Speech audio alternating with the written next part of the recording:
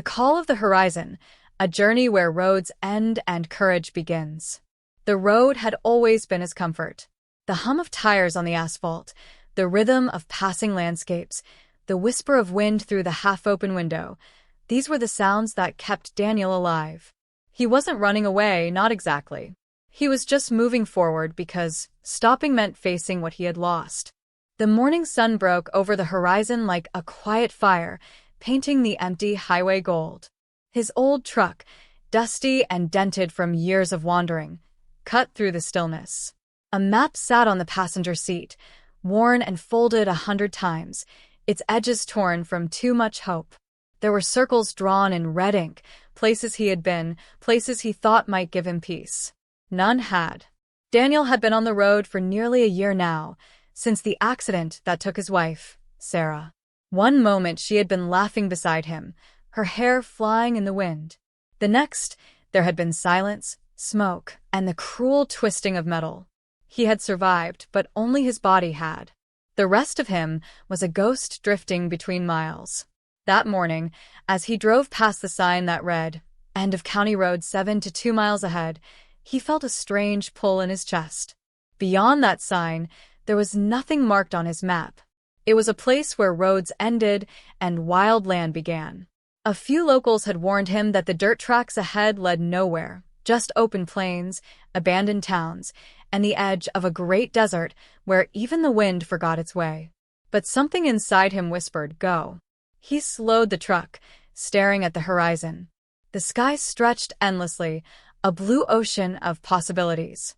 For the first time in months, he felt something stir, something that wasn't grief or numbness.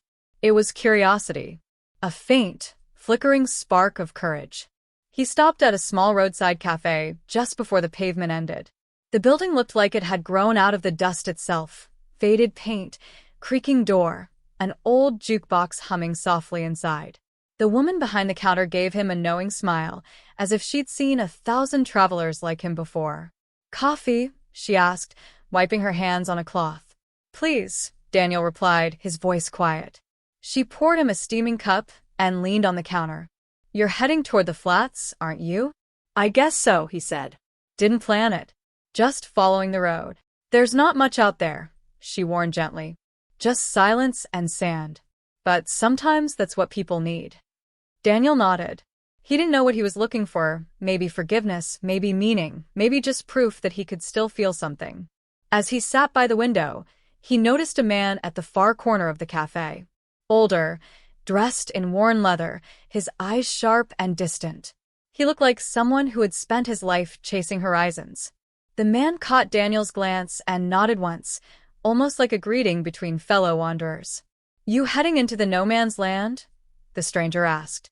"Thinking about it," Daniel said. "Most people turn back," the man replied, his voice gravelly. "No roads, no signs, no promises. Just the unknown." Daniel looked outside again, where the highway turned into a thin trail of dirt that disappeared into the haze. "Maybe that's what I need," he said softly. The man studied him for a moment, then smiled faintly. "The horizon calls to different souls for different reasons. Some go to find something. Others go to lose something." Daniel finished his coffee and stood up. "And what did you find?"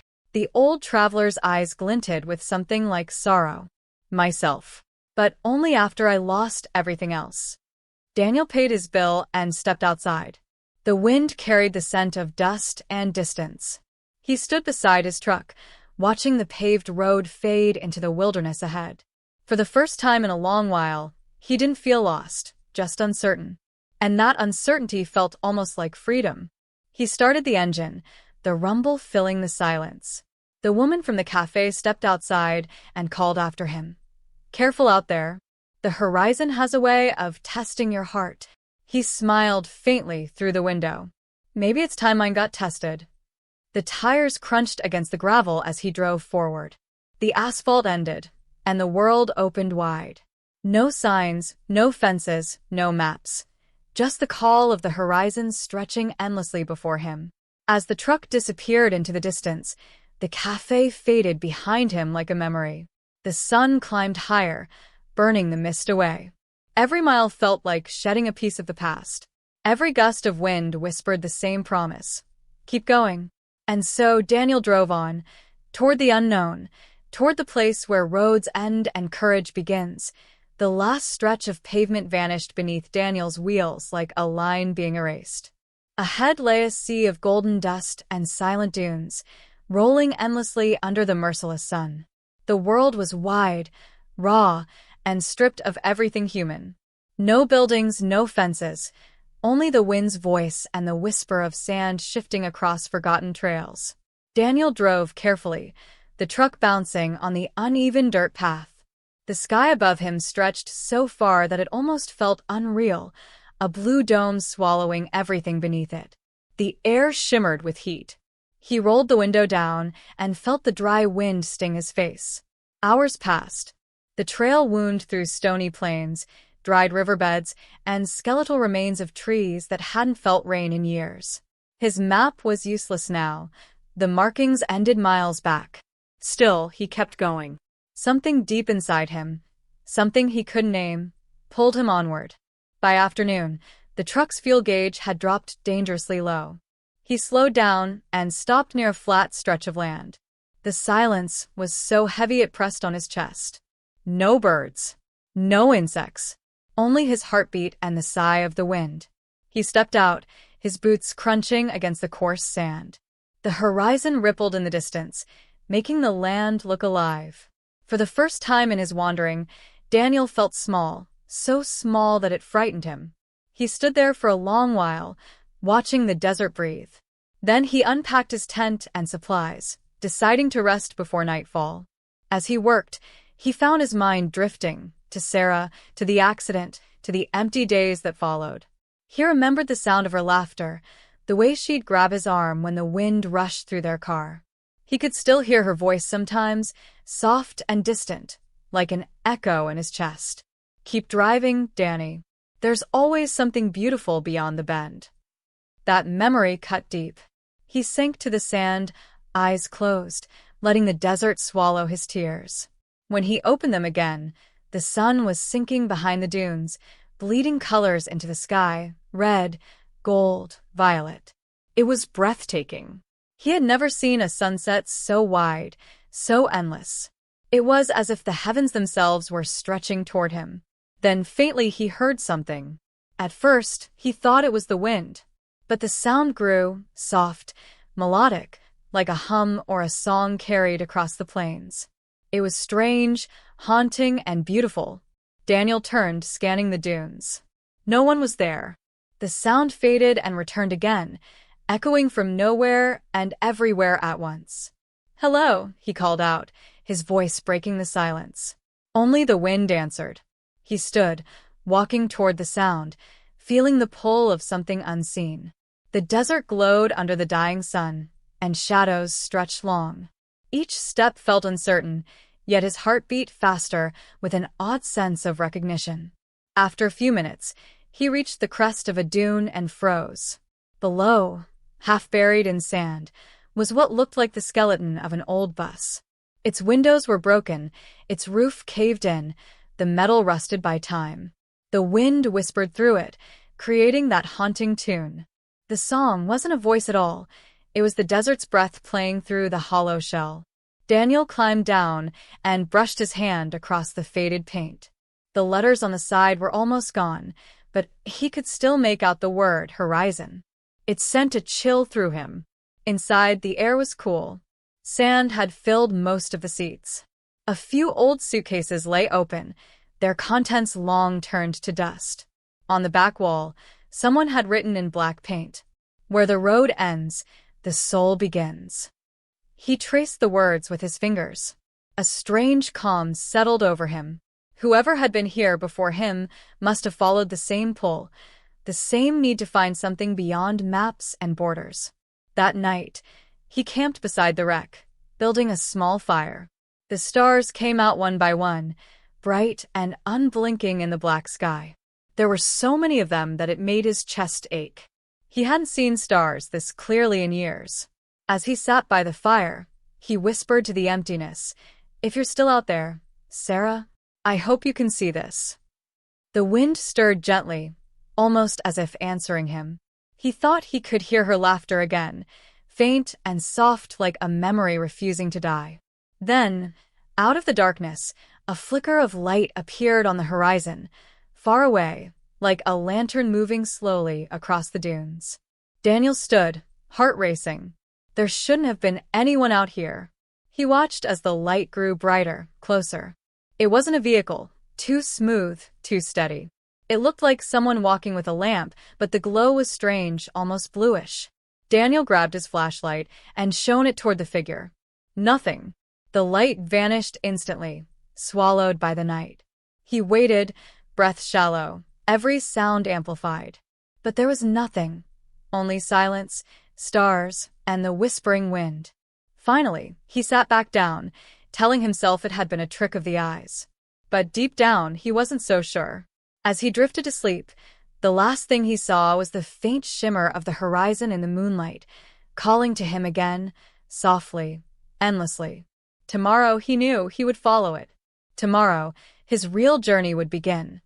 The dawn came quietly. The sky bled from violet to gold as Daniel stirred awake beside the ashes of his fire. His eyes blinked against the early light, heavy with the memory of the night before, the strange blue glow that had danced across the horizon. Had it really been there? Or had his mind, worn thin by grief and loneliness, created something to hold on to? He stood and stretched, brushing sand from his jacket.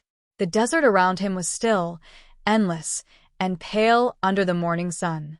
The wreck of the bus gleamed faintly in the light, half buried like a tomb from another time.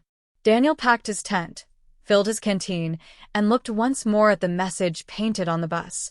Where the road ends, the soul begins. He smiled faintly. Then I guess I'm in the right place, he murmured. The air was already warming as he set off toward the east, the direction of the mysterious light. The truck growled to life, reluctant but loyal. He drove slowly, navigating through dunes that seemed to shift and reshape themselves as if alive. Each mile carried him deeper into silence. By midday, the desert shimmered with heat. The horizon wavered like liquid glass, blurring the line between earth and sky. Sweat stung his brow. His water supply was running low. He had gone far beyond where any map dared to draw. Then, in the distance, something appeared, something that didn't belong to the sand. At first, he thought it was a mirage.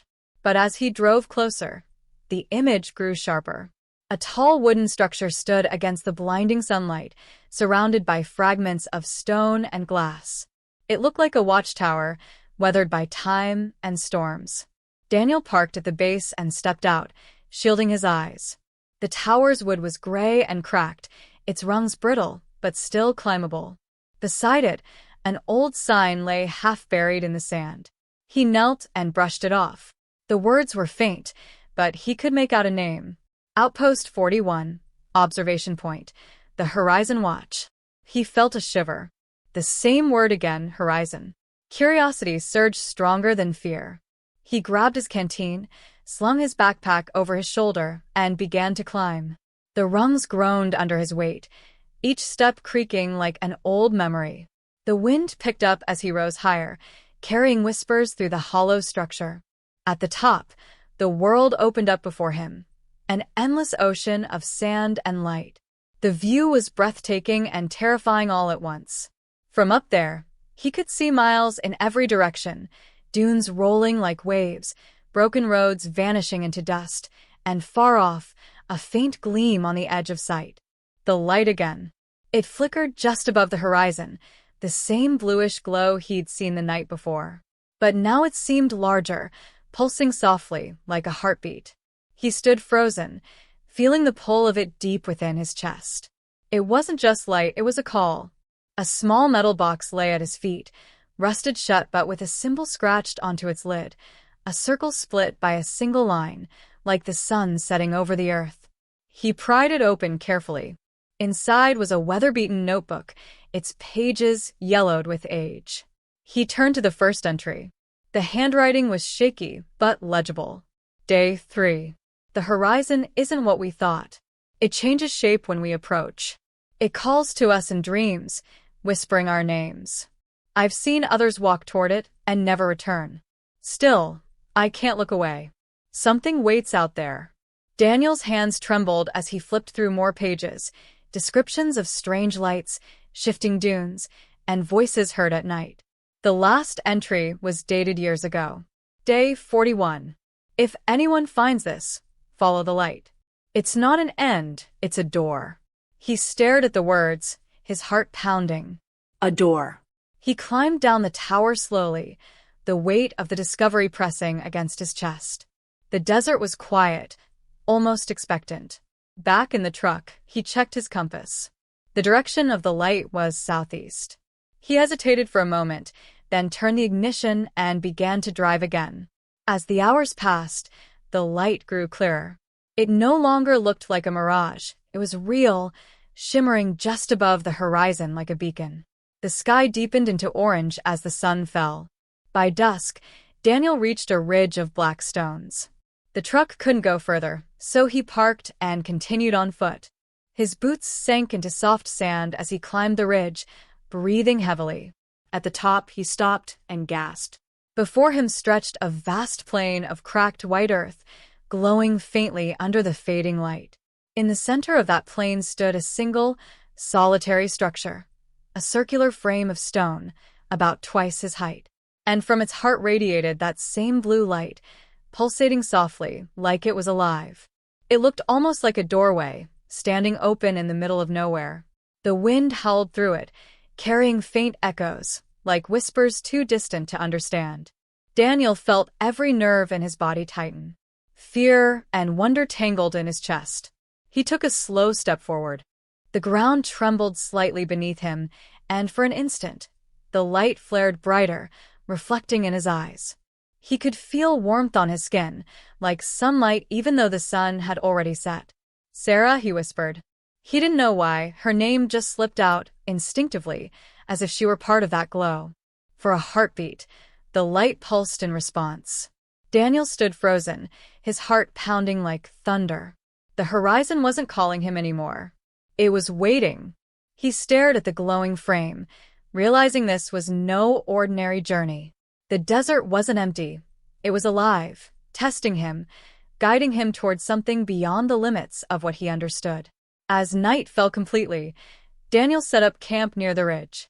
The wind sang across the plains, echoing through the strange doorway. He couldn't sleep. Not now. Not when the horizon had finally begun to speak.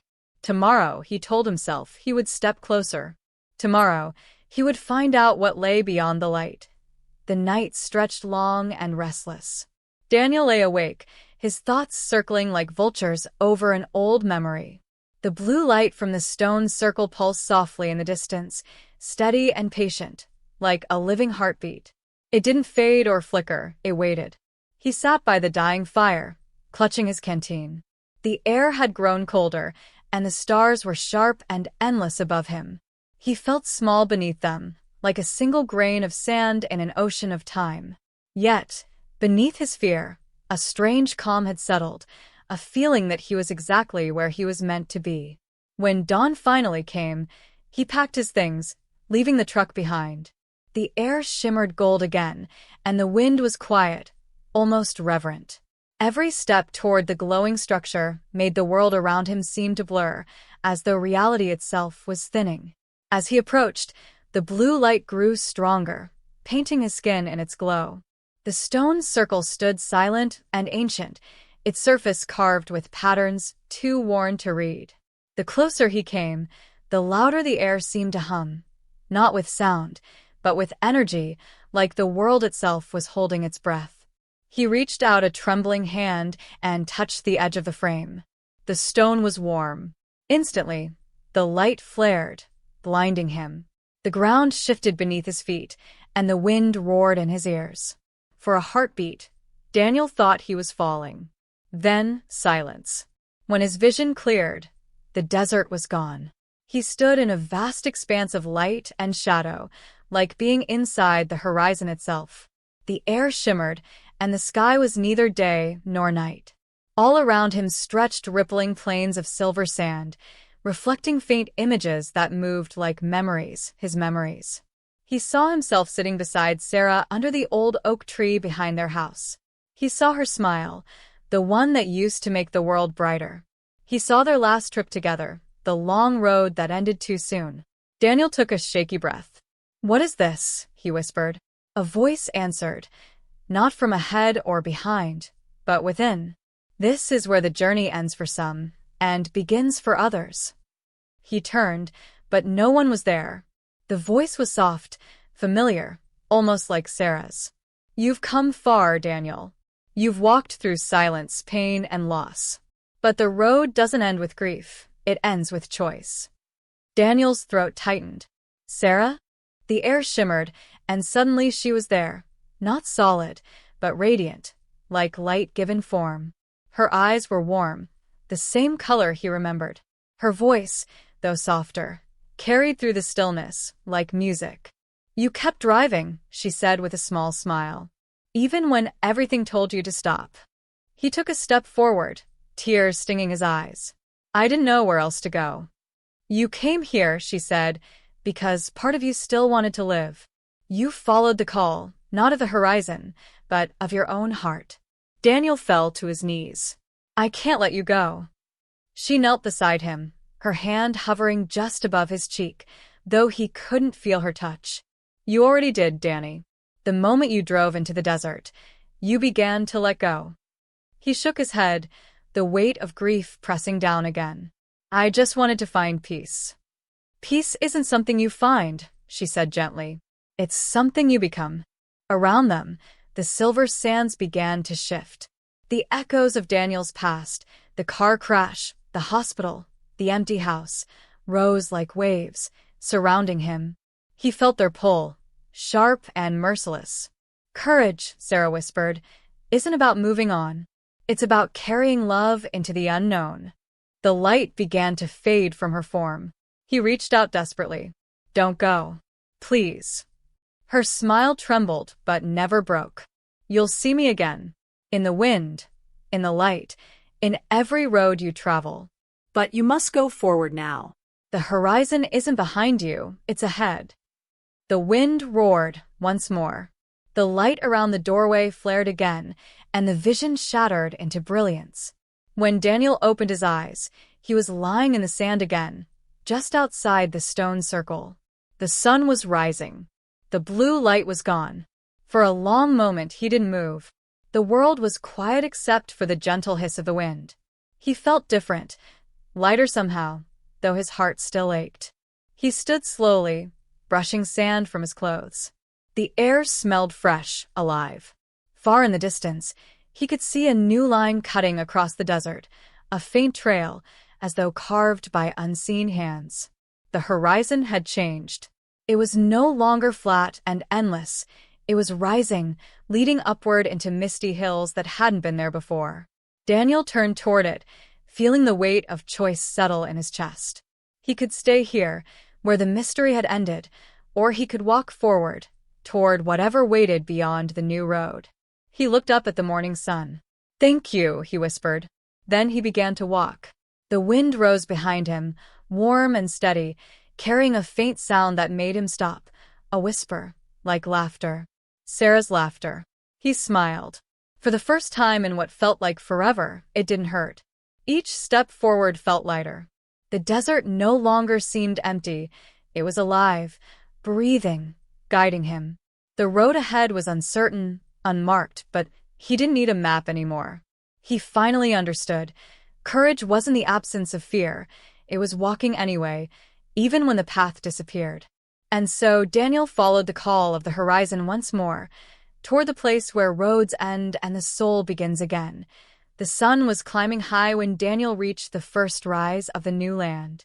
The desert behind him stretched silent and golden, but ahead, the horizon shimmered with change. The air grew cooler, and the sand began to give way to patches of dry grass swaying in the breeze. For the first time in weeks, Daniel heard something besides the wind. Birds, faint but real. He smiled, almost laughing out loud. Life. After all the silence, the sound of it felt sacred. The trail ahead wound through a narrow pass between dark stone cliffs. He followed it slowly, feeling as though he were walking between two worlds, the world he had left behind and the one waiting to be born. The cliffs funneled the wind into soft, haunting music, a sound that reminded him of the melody he had first heard near the wrecked bus. By late afternoon, he reached the other side. The path opened into a vast valley filled with tall grass and pale flowers, bending under the weight of the breeze. In the distance, scattered among the hills, stood the ruins of small stone huts, weathered but still standing. Daniel stopped, awestruck. The valley looked untouched for decades, maybe centuries. Yet it didn't feel abandoned. It felt watched. He walked carefully down the slope, his boots brushing through the grass. Near one of the huts, he found an old well, half-collapsed but still glimmering with faint traces of water at the bottom. He lowered his canteen, filled it, and took a long, grateful drink. The water was cool and tasted like earth and memory. Then he heard footsteps. He froze, turning sharply. From behind one of the huts stepped a figure, tall, wrapped in a light brown cloak, the face half hidden by a scarf. For a moment, Daniel thought it was another mirage, but then the figure spoke. "You've come from the desert." The voice was low, steady, human. Daniel nodded slowly. "I didn't think anyone lived here." The stranger tilted their head. "Few do. Most who reach this valley come by accident, or by calling." Daniel's heartbeat quickened. Calling. The stranger studied him, eyes calm but curious. "The horizon called you, didn't it? You saw the light." Daniel's breath caught. "How do you know about that?" The figure smiled faintly beneath the scarf. "Because I saw it once too." They motioned for him to follow, leading him toward one of the larger huts. Inside, the air was cool and smelled faintly of herbs and old paper. The walls were lined with symbols carved into the stone, circles, waves, spirals, all flowing toward a single point in the center. "My name is Asha," the stranger said, pulling the scarf down. Her face was sun-browned and sharp, her eyes bright with quiet wisdom. "I've been here many years. The valley keeps those who have nowhere else to go." Daniel sat beside the old fire pit, his thoughts racing. "I saw something out there, a doorway of light. I walked through it. I saw," he paused, his voice trembling. "I saw my wife." Asha's expression softened. "Then you've crossed the threshold. The desert tests the heart. It shows each traveler what they still carry." Daniel looked down at his hands. "I thought I was losing my mind." Asha smiled gently. "No. You were remembering it." Outside, the wind swept through the valley, whistling between the huts. "There are others," she continued. "People who came before you. Wanderers, lost souls, seekers. The valley gathers them. Some stay to heal. Some leave to guide others. The horizon doesn't call only once." Daniel frowned. "You mean there are more like me?" Asha nodded. "Every few years, another traveler arrives. Some come from the mountains, others from the plains. But all of them have heard the same call, the same whisper in their hearts that says there's something more beyond the pain." She handed him a small wooden bowl filled with warm broth. "Eat. You'll need strength. The valley gives rest, but it also gives purpose." Daniel ate in silence, the simple meal grounding him. When he was done, Asha sat across from him, eyes thoughtful. "What do you want now, Daniel?" He looked into the fire, watching the flames dance. "I don't know. For so long, I just wanted to forget. Then I wanted to find her again. But now," he paused, searching for words. "Now I just want to understand why I'm still here." Asha nodded slowly. "Then you're ready." She stood and walked to the doorway, motioning for him to follow. Outside, the valley glowed with the soft orange of sunset. "Beyond that ridge," she said, pointing to the far side of the valley, "lies the Valley of Winds. It's where travelers go when they're ready to face what still holds them back. The wind there doesn't just blow, it speaks. It carries your fears, your truths, your unanswered questions." Daniel stared at the ridge, his stomach tightening. "And if I go there?" Asha looked at him with a small, knowing smile. "Then you'll hear what the horizon has been trying to tell you." That night, Daniel lay awake again, staring at the stars through the roof's gaps. The air hummed softly, and in that stillness, he thought he heard Sarah's voice once more, quiet, distant, loving. "Keep going, Danny.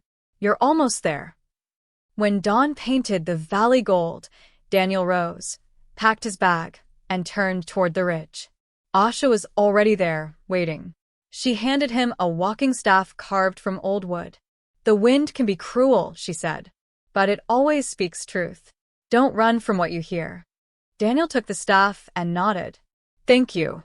As he started up the ridge, the wind began to rise, swirling around him in soft whispers.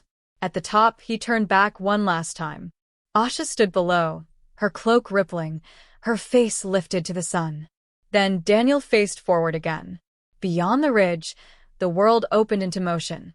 The Valley of Winds. Clouds moved fast across the sky, and the air was alive with sound. He stepped forward, his heart steady. He didn't know what waited for him there, but for the first time in his life, he wasn't afraid to find out. The horizon shimmered ahead, calling not with light this time, but with wind. And Daniel walked on, ready to listen.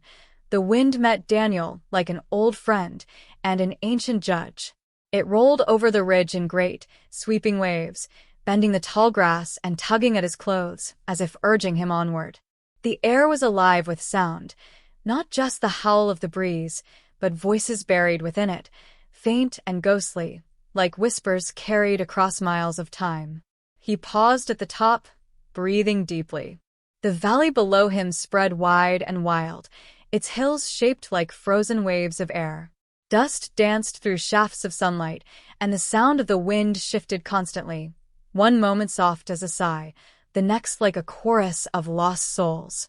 Daniel gripped the walking staff Asha had given him and started down the slope. Every step seemed to awaken something new in the wind, laughter, cries, fragments of words that he almost recognized. The closer he walked to the valley floor, the louder they became. "Daniel." He froze. His name had been whispered, clear and near, as if someone stood beside him. He turned sharply, scanning the emptiness. Nothing but rolling grass and swirling dust. Then again, faint but unmistakable. "Daniel." He swallowed hard, heart thundering. "Who's there?" The wind only answered with silence. Then, softly, a woman's voice drifted through the air, familiar, beloved. "Why didn't you stop, Danny?" His breath caught. It was Sarah. He turned in every direction, searching desperately. "Sarah? Sarah, is that you?" The wind grew stronger, spinning around him, lifting the sand in spirals. The valley blurred in motion, and suddenly the world around him shifted. He was standing on a highway again, the same one from that night. The desert road stretched ahead, moonlight gleaming on the asphalt. His hands gripped a steering wheel. Sarah was beside him, laughing, her hair blowing in the open window. It was a memory, it felt real. "Sarah," he whispered. She turned to him, her smile bright, her eyes full of love. "You always drove too fast," she teased. He wanted to reach out, to touch her hand, but the wind roared again, and the light changed. The laughter faded, replaced by the screech of tires, the crash of metal, the terrible sound that had haunted his dreams for a year. "Stop," Daniel shouted, covering his ears. "Please stop." The vision shattered. He fell to his knees in the valley grass, gasping for breath. The wind slowed, circling him like a living thing. Then another voice rose within it, not Sarah's this time, but deeper, older, like the voice of his own heart. "You carry the road inside you, Daniel. Every mile, every memory, every mistake. But the road was never your punishment. It was your teacher." Daniel pressed his hands to the ground, trembling. "Why are you showing me this?" "Because you've been walking to escape your pain. But the horizon isn't a place you run to. It's where you turn and face what follows you." He looked up at the swirling valley. The wind began to form shapes, faint outlines of people, shadows of travelers like him. Men and women, young and old, all walking forward against the gale. Their faces were calm, their steps steady. Asha had been right. He wasn't the first. One of the figures paused and turned toward him. The face was unfamiliar, yet filled with quiet understanding. The figure spoke, voice like wind through leaves. Courage isn't found at the end of the road. It's found in the moment you choose to keep walking, even when your heart breaks. Daniel's throat tightened. And, what if I can't? Then walk anyway. The figure dissolved into dust and vanished into the wind. Daniel rose unsteadily, wiping his face. The tears came freely now, but he didn't fight them. He began to walk again, deeper into the valley. The voices followed him, some soft, some stern, all carrying pieces of truth he had buried for too long. You were meant to live, Daniel. Forgive yourself. Let the past teach you, not chain you. Each word struck him like a wave. Each one loosened the weight he'd carried across every mile. By dusk, he reached the valley's heart, a flat expanse of cracked earth surrounded by low cliffs. In the center stood a circle of standing stones, smooth and worn by centuries of wind. Their surfaces shimmered faintly in the fading light, and the air between them rippled like heat. He stepped closer. The wind here was different, gentle now, steady, almost warm. And in that stillness, Daniel understood. This place wasn't meant to haunt him. It was meant to heal him. The voices, the visions, they weren't curses. They were echoes, pieces of himself returning home. He sat in the center of the stones, closing his eyes. The wind brushed against him like a hand. For the first time, he didn't run from the memories. He let them come, every sound, every fear, every broken piece of the past. And with each breath, he let them go again, one by one, like sand slipping through his fingers. The valley grew quiet. The last whisper that reached him was Sarah's, soft and sure. Now you're ready. Daniel opened his eyes.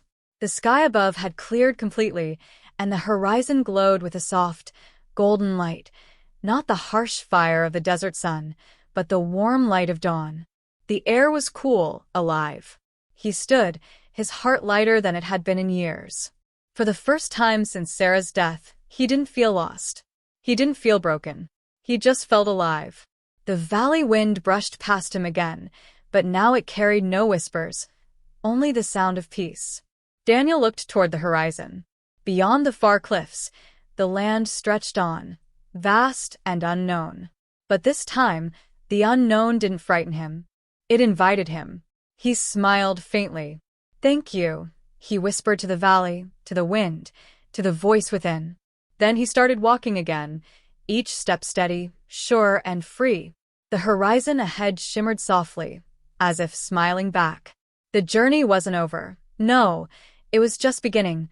Morning light spread slowly across the valley, painting the stones in soft gold. The air was clear, still touched by the whispers of the night before, but calm now, like a heart that had finally found its rhythm. Daniel woke with the sun, the cool earth beneath him, and a strange peace settled in his chest. For the first time since he'd left his old life behind, he wasn't running anymore. He stood and looked around. The valley, once shadowed and haunting, now seemed alive with quiet beauty. The stones shimmered faintly in the rising light, and beyond them, a narrow trail wound between the cliffs, one that hadn't been visible before. Daniel smiled. A new road, he murmured. He took his first step toward it. The crunch of gravel under his boots sounded different now, lighter, freer. Each step felt like a promise. The path curved gently upward, leading him out of the valley of winds and into a landscape that stretched wide and green. As he climbed, the world changed. The barren desert softened into grasslands, the wind carried the scent of rain, and distant hills rippled like waves under the sky. The horizon no longer looked like an unreachable dream. It looked like a direction. By noon, he reached a ridge overlooking a vast plain. In the distance, a small settlement shimmered, a handful of houses, smoke rising from chimneys, fields glinting under sunlight. The sight startled him. He hadn't seen signs of people for days, maybe weeks. Something in him hesitated. He had walked so far alone that the idea of returning to people felt strange, almost frightening. But then he remembered Asha's words. The road doesn't end where people begin. Sometimes, that's where it truly starts. He adjusted his pack and began walking toward the settlement.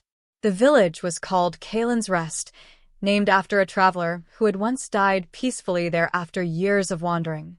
The people were kind, weathered by wind and sun, but warm in spirit. When Daniel arrived, they greeted him like a friend they'd been expecting. An old man tending to a cart smiled as Daniel approached. "You look like a man who's followed too many sunsets," he said. Daniel laughed softly. "Maybe I have. Or maybe they followed me." The old man's eyes sparkled. "Then you've learned something most folks never do." He pointed toward a small inn near the edge of the fields. "Go rest. Roads are generous, but even courage needs sleep." Inside the inn, the air smelled of wood smoke and fresh bread. A woman behind the counter looked up as Daniel entered. She had kind eyes and hands scarred from years of work. "You're welcome here," she said simply. He nodded in thanks and sat near the window. From there, he could see the horizon stretching beyond the fields, a line of blue hills fading into the distance. That evening, as the sky turned crimson, travelers gathered around the inn's hearth. They shared stories, some of adventure, others of loss, all of them woven with the same thread of longing. One man had crossed frozen mountains. A woman had left her city to find peace in the silence of the plains. Daniel listened quietly, realizing that every story was a variation of his own. Every traveler had heard the same faint call, the whisper of the horizon that asked, "What lies beyond what you know?" When they asked for his story, Daniel hesitated. Then he spoke, not of pain but of the road, of the desert, the wind, and the voice that had taught him to face himself. The room was silent when he finished. The fire crackled softly, casting long shadows across their faces. Finally, the woman at the counter said, "You've come far, Daniel. But you know, don't you, that the horizon never truly ends?" He smiled faintly. "I'm starting to understand that." She leaned forward, resting her chin on her hand. "Some people think courage is found in climbing mountains or crossing oceans. But it's really in coming back down and choosing to keep walking after you've seen the truth." Her words stayed with him long after the fire burned low. The next morning, Daniel stood on the edge of the village, ready to continue. The people had offered him food, water, and blessings, but more than that, they had given him something deeper, a sense of belonging. A small boy ran up to him as he prepared to leave. "Mister, where are you going?" Daniel smiled down at him. "I don't know yet, but I'll know when I get there." The boy frowned thoughtfully. "Then I hope your feet never stop." Daniel chuckled, tousling the boy's hair. "That makes two of us." He turned toward the open plains, where the morning mist curled over the grass. The road ahead branched in 3 directions, north, east, and west. He didn't look for signs or maps this time. He simply closed his eyes and listened. The wind brushed his face, soft and sure, carrying with it a familiar whisper. "Forward, Daniel. Always forward." He opened his eyes and chose the middle road, the one that seemed to shimmer faintly in the sun. As he walked, he thought of Asha, the valley, the voices, and the endless horizon. Each place, each person, had been part of a larger journey, a map not drawn on paper, but within his soul. The world around him seemed to breathe with him. The sky felt wider, the colors brighter. And deep inside, he knew that courage wasn't a destination, it was a companion that walked quietly beside him. The horizon shimmered ahead, alive with promise. Daniel smiled to himself. Let's see what waits beyond the next bend. He walked on, one man, one road, one endless calling. And somewhere, carried on the wind, the horizon whispered back, "Welcome home, traveler." The plains stretched endlessly before Daniel, golden and alive under the rising sun.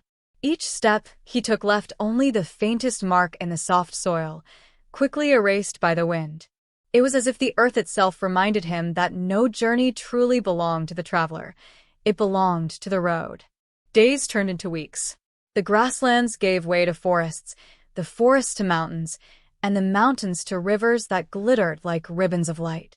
Everywhere he went, Daniel carried with him the lessons of the horizon, to keep walking, to listen to silence, and to let the world teach him how to live again. He met people along the way, farmers who shared their food, wanderers who shared their stories, children who laughed at the strange man who always looked at the sky. Some called him a pilgrim, others a madman chasing clouds. But Daniel only smiled. He was no longer chasing anything. He was following. One evening, as the sun began to set, Daniel reached the edge of the world. Or at least it looked that way. A cliff dropped sharply into a sea of clouds. Beyond it stretched an endless horizon glowing with hues of orange, violet, and gold. It was the most beautiful sight he had ever seen. He sat at the cliff's edge, letting the cool air wash over him. For the first time in his life, he didn't feel the pull to go farther. The journey had brought him here, not to an end, but to an understanding. The wind picked up gently, brushing against his face like an old friend. It whispered softly, a voice he recognized not as Sarah's, nor Asha's, but his own. "You've made it, Daniel." He smiled faintly. "To where?" "To yourself." Tears welled in his eyes, not of sorrow, but of peace. For so long, he had walked trying to escape pain, guilt, and memory. But the road had taught him something simple and true. The horizon was never a line in the distance. It was within him, waiting to be seen. He looked down at the valley below, where the clouds glowed like a sea of gold. Then he took the locket from his pocket, the one he had carried since the night of the accident.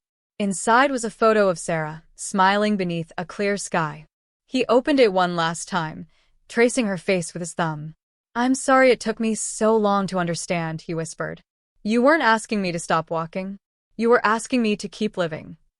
The wind caught his words and carried them away, far and free. He stood at the edge of the cliff, watching the horizon slowly fade into twilight. The stars began to appear, one, then another, until the sky was a sea of light. For a long while he just stood there, breathing, listening to the quiet. Then, from the forest behind him, a faint sound reached his ears, the soft rhythm of footsteps. He turned. A small group of travelers was approaching, carrying lanterns and packs. Their faces were weary but kind. The one in front, a woman with bright eyes and a confident stride, smiled as she neared. "Didn't expect to find anyone here," she said. "The maps say the road ends." Daniel smiled, his gaze flicking toward the glowing horizon. Maybe the map stopped drawing too soon. She laughed gently. "You sound like someone who's been walking a long time." "I have," he said simply. "And now I think I know why." The woman looked at him curiously. "Why's that?" He looked out over the edge again. The horizon seemed to breathe with the stars, alive and endless. Because some journeys don't end when the road does. They end when you realize the road was never the point. The travelers were quiet for a moment. Then one of them, a young man with tired eyes, asked, "So, what do we do when the road ends?" Daniel smiled softly. "You listen." "To what?" "To the call of the horizon," he said. "It'll tell you where to go next." The woman's eyes gleamed with understanding. She stepped beside him and looked out at the view. "Then maybe we'll walk together for a while." Daniel nodded, feeling warmth in his chest. "I'd like that." They camped together that night under the open sky. The stars burned bright, and the fire crackled softly. Daniel told them about the desert, the valley of winds, and the lessons of the road. They listened in silence, each word sparking something in their eyes. Hope, courage, wonder. And when he finished, the woman said quietly, "You've come far, Daniel. What will you do now?" He gazed into the flames. "Keep walking," he said. But this time, not to run from the past. To walk with it. The firelight flickered across his face, and in that glow, he looked younger somehow, reborn by the journey. When dawn came, the travelers packed their things and stood beside him, at the cliff's edge. The morning mist rose, thick and silver, blurring the world beyond. Daniel turned to them. "Ready?" The woman smiled. "Always." Together, they stepped forward, into the mist, into the unknown, into whatever waited beyond. And as they walked, the horizon glowed brighter, stretching endlessly before them. It wasn't an ending. It was a beginning, a promise whispered by the wind, carried by the earth, and etched into the soul of every traveler who ever dared to listen. Where roads end, courage begins. And so, Daniel walked on, not as a man running from his past, but as a man walking toward his future. The horizon welcomed him home.